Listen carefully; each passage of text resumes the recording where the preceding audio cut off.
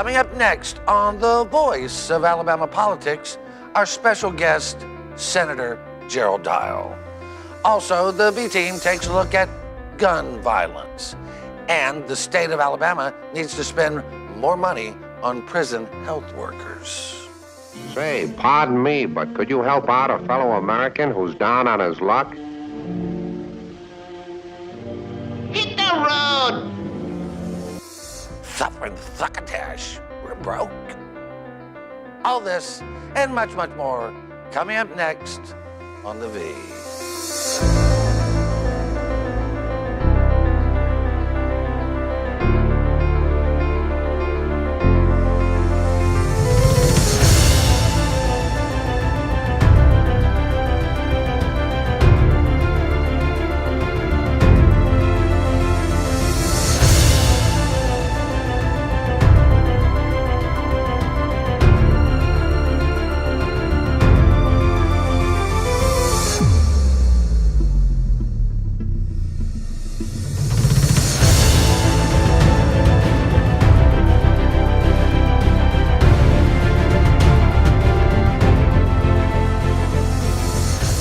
Welcome to The Voice of Alabama Politics, where we tackle the tough issues so you have the hard facts. I'm your host, Bill Britt, and as always, I'm joined by the V-Team. Welcome. Hi, guys. Howdy. Jack, I love those glasses. Thanks, Bill. Did you get those from Bowinkle? I did. I got them. Exactly. Mr. Peabody, wasn't it Mr. Yeah, Peabody? it was Mr. Mr. Peabody on Bowinkle. Well, I pulled it off of George Burns' corpse, actually. Either way, they're quite lovely. Well, I thanks must so say. much. Beth, this week, Governor Kay Ivey announced that they had reached some first step agreement on the mental health issue with prisons. You know, Judge Myron Thompson, federal judge, had ruled that Alabama must improve the mental health in our state correctional facilities. This week, the state agreed to hire some 125 prison personnel to work in mental health. There's only one problem, right? Yeah, it's $10 million. Where are we going to find that money? I mean, and I know that the state's been doing a really good job of trying to figure out, okay, where can we let some nonviolent offenders, you know, maybe not take up places in prisons, and how can we find some ways to increase revenue? But I think that, you know, this staffing issue, with all the hubbub that Bentley did about the new prisons, the staffing issue was the one constant that we were going to still have. So I'm proud to see this step in the right direction, because I think that the prisoner to guard ratio is just, it's been completely inadequate, and this is a good step to fix it.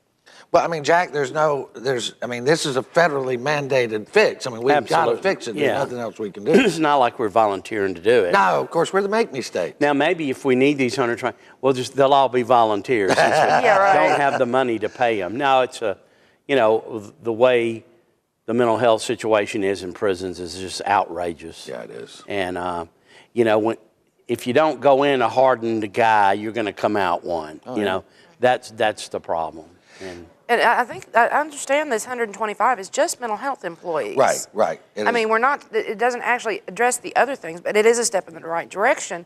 But having been in these facilities, you can understand, I mean, you can see some of these people, and they obviously need some mental health. Yeah, there are people that need help there. There are violent criminals. There are people who abuse drugs. And there's all kinds of problems, systemic problems. But how are we going to pay for it, Beth? That's the thing. They're not going to raise taxes. Right. They're not going to raise property taxes or anything else. So how do we get there? I don't know. You know, I'd prefer to see a lottery money go to education, because I think if we fund education, we can kind of nix this school-to-prison pipeline that we've got going right now and fix the problem down the road. But I think, you know, raising taxes is not the politically popular opinion, but we have to admit we don't pay very much in state taxes here. And at some point, we're getting what we pay for when it comes to this kind of services. Yeah, well, there's no doubt about that. I mean, you know, listen, lottery is not a panacea. But when you're absolutely broke, Susan, some cure is better than none. And I would agree with the lottery in that, but I think we also should split it between education and the general, because we've got so many issues that need to be addressed, like the prisons, like, you know, so many other things in the state. Medicaid, which we'll talk about later, we've got big problems coming there, that we're going to have to fix what we've got now, as well as try to head it off with education on the back end of that. I mean, Jack, one of the things we've seen from our Republican friends is that we have not taxed and spent money, but we have borrowed and spent money. Yeah. And at least Kay's not talking about raising more money for prisons or borrowing more money. But what do you think? I mean, you have to fund roads, bridges, prisons, Yeah. schools, Yep. public safety. I mean, internet service to rural areas, rural hospitals. These are all things that have just been sucked down the drain and not addressed for so long. Now we're in a real bind. And these are quality of life issues. I mean, And it's basic government functions Yeah. too. Like these are not, luxury socialist constructs. These are basic services that a government's supposed to be providing. I mean, Yeah. drive around the roads around ASU down here and see what we need in infrastructure. I mean, they're horrendous. yeah, well, but if you go over to some of the better sections of town, That's not the so problem. bad. That's exactly the problem. Goes to Elmer Fulmer, right? Elmer? Wasn't that- Emery, Fulmer. Emery Fulmer. I know it was Elmer. one of those Elmer Fudd or somebody Fudd. Same. Lawsuit headed to mediation. Jack, Dr. Craig Pouncey said that there was conspiracy from the three amigos over at the Department of Education.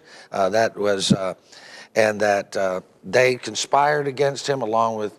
Yeah, it was Philip Hunter. Cleveland, Juliana Dean, Right. and Mary Scott Hunter. Right. There was one another other. one, Susan Susan Crowther and James Crowther. Ward. That's right. Yeah, that's- people like Anyway, they conspired against him to cost him that job.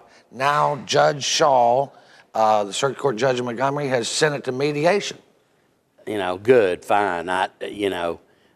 Mediation or not, whether it goes to trial or mediation, there needs to be some recovery for, I don't even know Craig Pouncey, but I know not only was he not hired, and that's one issue, who cares who they hire, but to trash him, to keep from hiring him, it was a conspiracy, false ethics report Yep. or false ethics complaint sent over. I mean, this is, our old friend who's not on the show anymore, it's egregious at best. Yes, Yeah. and it went on for over a year before they ever cleared his name of these accusations. That's knowing all along that they were false. That's wrong in too many different ways. Well, this thing is going to mitigation, Beth. That means the judge thought there was some probable cause, that there were facts that could go to a jury, right? Right. The one thing that just keeps jumping out in my head, I remember from my civil procedure classes, that, mediation, good, arbitration, bad. Like, just always got to remember that. But, not a lawyer, haven't passed the bar, but I feel like if it's made it past a motion to dismiss, it's made it past summary judgment, then maybe the judge is looking at it thinking there could be legs. Well, this thing we have so many of these lawsuits, the Spencer Collier lawsuit. Still where hanging he out was there. Just defamed by Governor Bentley. Bentley tried continues to be defamed. ruin his career and all that stuff. And the state just needs to get this off their plate and get it done with, Right. But we're going to leave it there. You're watching the voice of Alabama politics. We'll be right back. Our special guest is Senator Gerald Dial.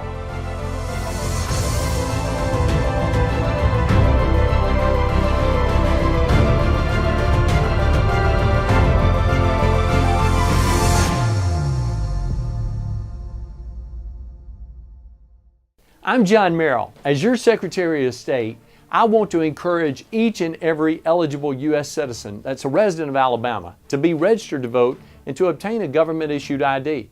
It's important for your information to be updated as well. Please contact your local board of registrars or download the mobile app at Vote for Alabama so you'll be prepared to vote on December the 12th. We'll see you at the poll.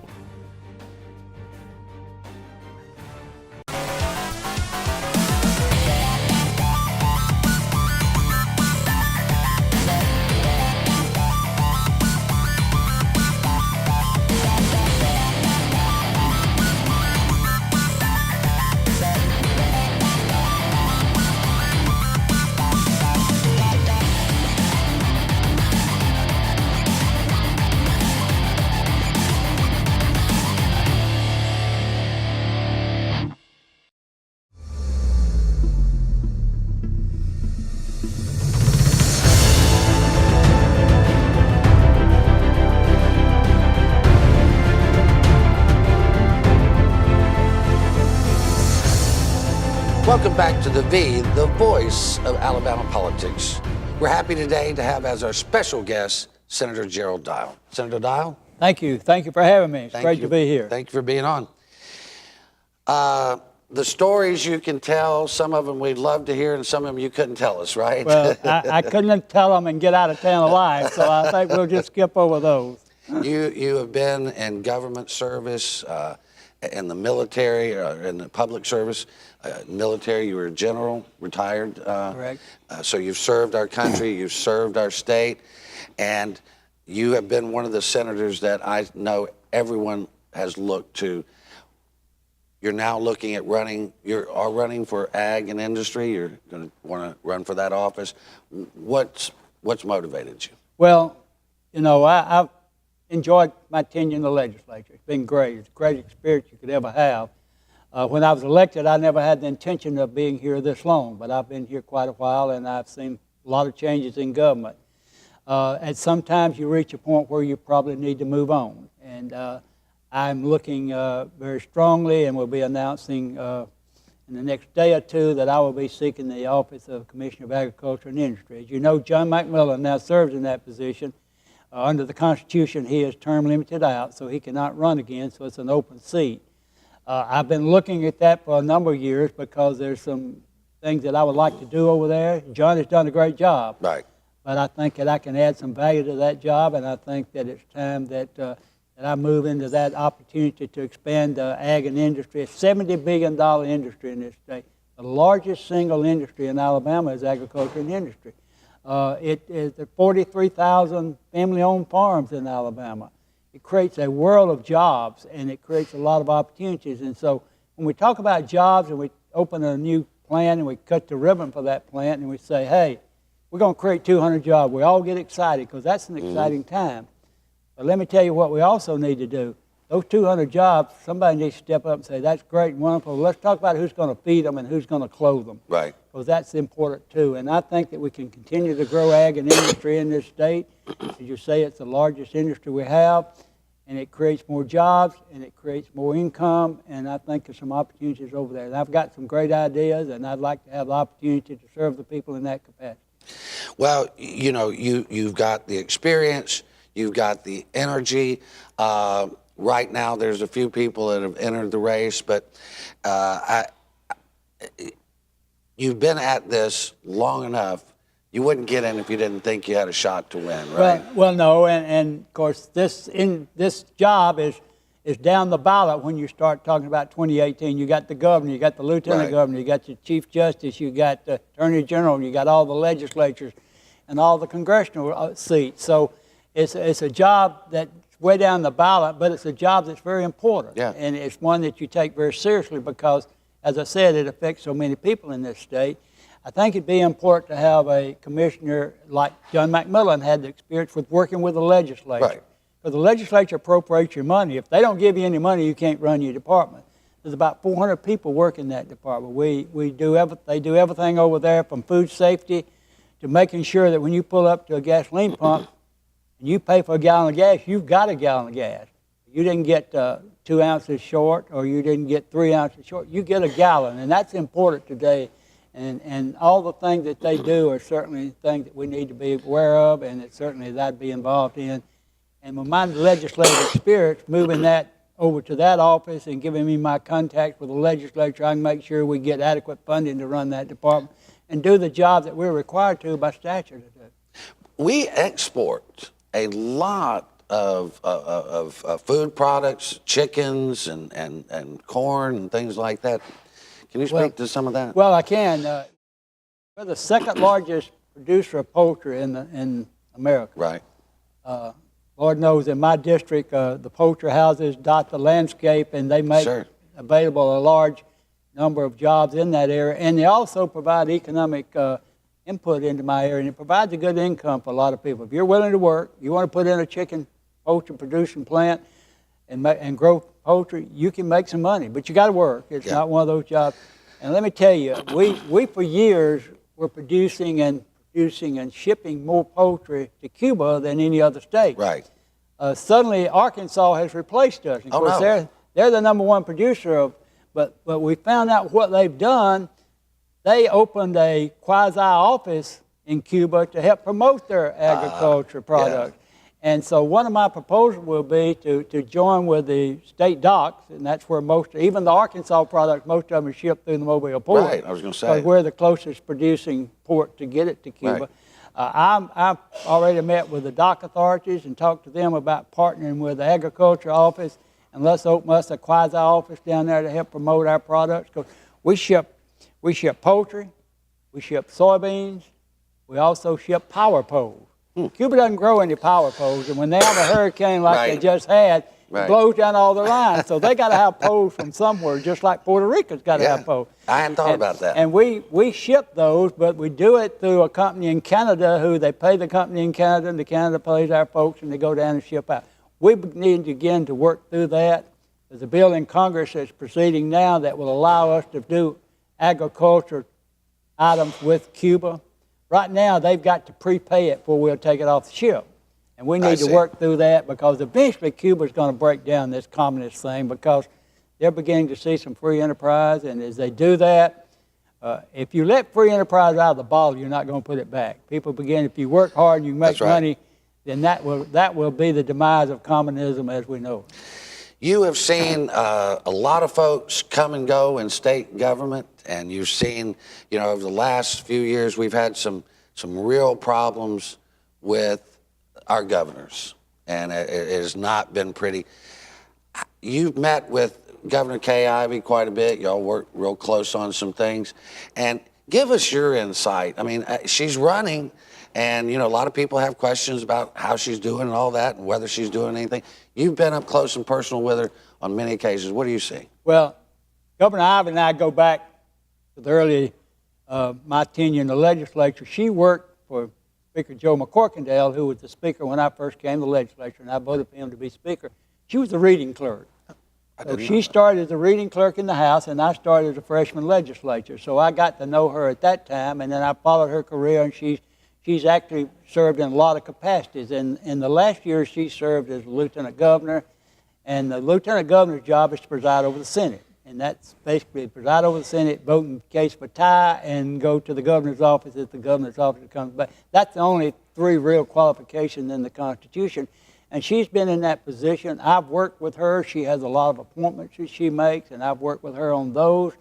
I have seen her serve in so many capacities and do a good job in every one of them. Right now, I am just so excited with the great job she's doing and how she's reaching out to the people, and the decisions she's making are well-founded and has a lot of thought behind them, and I think she's just doing a terrific job. Thank you. Well, we appreciate the job you've been doing as senator, and we wish you all the luck in the world with the Agriculture and Industry Commissioner's job, if you get it, which I think you probably will. Well, it's a long struggle, and it's a statewide office, and it's a statewide, and I've run in District 13, and 13 is 200 miles. Yeah. The whole state is a lot larger, and so we're going to begin to cover this state, and we look forward to meeting the people and telling them our message and telling them what we want to do and asking their support. Thank you so much. Thank you for having me. Thank you very much. You're watching The V, the voice of Alabama politics. Our special guest has been Senator Gerald Dial. He wants your vote for ag and industry. We'll be right back.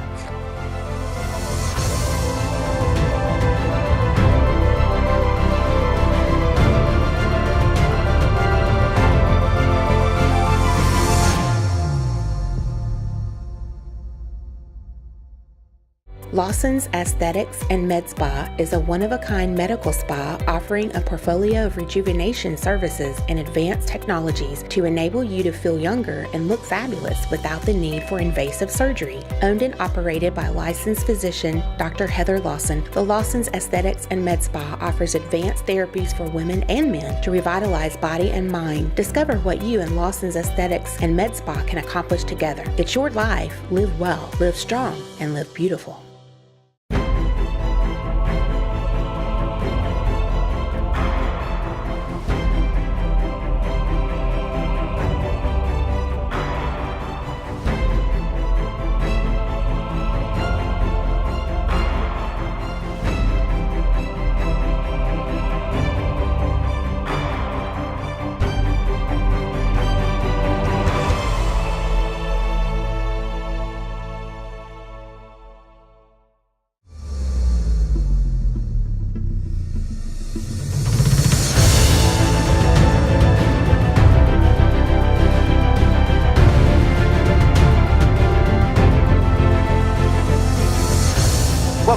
the V, the voice of Alabama politics. Susan, this is a terrible situation we're facing. CHIPS, which is the insurance for children that's federally funded, is going to run out between January and February of this year, if not sooner, because the Congress has not reauthorized it. This means that almost 100,000 children will be uninsured. That's correct. And it's only thanks to the forethought of the people that are managing that program. They have saved their money back, anticipating something like this, that these children are actually going to be insured through January or February. We're talking about 83,000 children statewide that will have no sick visits, they will have no mental health, they will have no hospitalization, no immunization, nothing. Now, Beth, this doesn't affect the Medicaid kids, right? Right. The way I understand it is it's two separate programs. So if you qualify for Medicaid, you can get on like the CHIPS Medicaid part of that program, and that money's still there. But there's another separate program that we know here is All Kids, that basically is a way for families who might not have insurance coverage or who have insurance coverage in the private market to buy basically a Blue Cross policy for their kids, so their kids get the basic needs met, and they can grow up to be big and strong and get their educations and do all those things. It's a great program, but unfortunately, it's something our Republican Congress didn't see fit to fund. Well, and I think that's probably a short-sighted in the long term, but anyway, it is what it is. We have a Republican race for the Attorney General, Jack, coming up. We do. We've got Alice Martin, who is a former U.S. Attorney for the Northern District. We have the Bentley appointee, Steve Marshall. We have Chess Bedsole, who was big behind Trump. Yeah. And comes from a good Mobile family.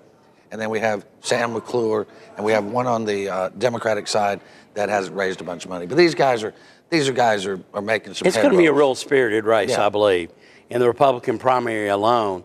And also, it's mentioned that Troy King has put some feelers out, and he's gotten, from what I heard, some good feedback, at least on name ID. There was a poll recently done, and he had better name ID than any of the other candidates, including the appointed Steve Marshall. And Susan, look, out of the three top contenders, nobody has more experience than Alice Martin. I mean, she is a prosecutor's prosecutor, and from everything we know about her, she's a very effective manager. When Luther Strange brought her in as chief deputy, that whole place shaped up. Yeah, it was Alice Martin that actually, in the end, got Mike Hubbard, in that because Luther Strange had kind of recused himself and not allocated the appropriate resources to that department. Alice Martin went in there and said, listen, we don't have the staff, we don't have the support staff to be able to handle this case, and so she started allocating more resources. Now that's a good manager. She's a strong woman, a strong manager. Beth, those are probably the things that are going to hurt her in the campaign. Right. I mean, like we've seen every time when women are in positions of leadership, they are favored. When women are seeking positions of leadership, they are punished for that. And I think that she's got what it takes. I think she's a strong woman. But I mean, like, what has Steve Marshall done? What records he got to run on? Well, he's going to run on trying to close down the bingo halls. Oh, yeah. I think he's going to find that a little more complicated than he thinks. But Alice Martin has Claire Austin helping her raise money. True. Yeah. That is true. Jack, in all seriousness, what do you think about Marshall's chances? He's Bentley appointee. I mean, we saw what happened to Luther Strange. I was about to bring that up. I think to beat Steve Marshall, you're going to have to spend a lot of money. He's an incumbent. He's finally gotten his name out there, in my opinion, not in a positive way. But you start bringing that up, that he's a Bentley appointee. You bring up the fact that he was a career Democrat. That's not going to. Was he a Siegelman appointee at one point? As a DA, yes, he was. So he's been appointed by Siegelman and Bentley to something? That right there should be the damn kids of death. So he's got some problems within the Republican primary. And he's tone deaf. I don't know if anybody else is watching what he's done with the ethics laws, what he's doing with the bingo legislation or lawsuits he's got right now. He's totally tone deaf. Anyway, we don't know much about Chess Bedsole other than he's raising a heck of a lot of money. Well, he gave himself $300,000. Well, still. So, I want to get through this next two parts probably pretty quickly. Beth, We saw massacre in Las Vegas. In our columns and columns around this country, people are saying we have to end the gun violence. There's nothing in our statutes, or no one can think of statutes that would have really kept this guy from doing what he did. Right. I mean, a lot of this comes back to mental health, I think, in a lot of ways. And the gun argument's very sticky because it's one of those things where I don't think that passing more and more restrictions is going to be the answer, because we've banned drugs and they're still all over the place. But I still think it's weird that I have to, when I go to the pharmacy to buy Sudafed, I have to show them my driver's license, because while some people take Sudafed for medication, other people take it to do illegal things with it, so they regulate it. Yet I can go into any store and scrape all the ammo off the shelf and walk out, and nobody wants to check my ID or make a note of that in some system or anything. And, I get there's no constitutional amendment for Sudafed, but, it's time that we start taking some kind of common sense steps to say, okay, what can we do to tamp down on some of this And stuff? that makes sense, because if you make an automatic weapon illegal, which most of them are anyway, they're going to find a way to home make that. So Sure. that's not going to stop. Automatic weapons are illegal except for military. Right, but as we can see, you can get them anytime you want because they're homemade. They get them illegally somewhere else. Just because they're made illegal doesn't stop the buying and selling of guns. I'm a gun owner. I don't oppose people owning guns, but I just don't know what the answer is, Jack. Does anybody? It's tough, and I'm a gun owner myself, and I don't think I ought to have a restriction to have to go buy ammo for my pistol, which, I have a farm to shoot at, and I also have it for protection. But on the other hand, like this fella bought a legal gun and then retrofitted it to do bad things. Legal device. With ARs, back when they thought they were about to ban AR-15s, you can still buy the bottom half of an AR and then buy all the aftermarket stuff and assemble it yourself. Well, and that's why it's a discussion we're going to have to continue. We've run out of time today, but great discussion. We want to thank you for watching the voice of Alabama politics. You watch us, because we watch them.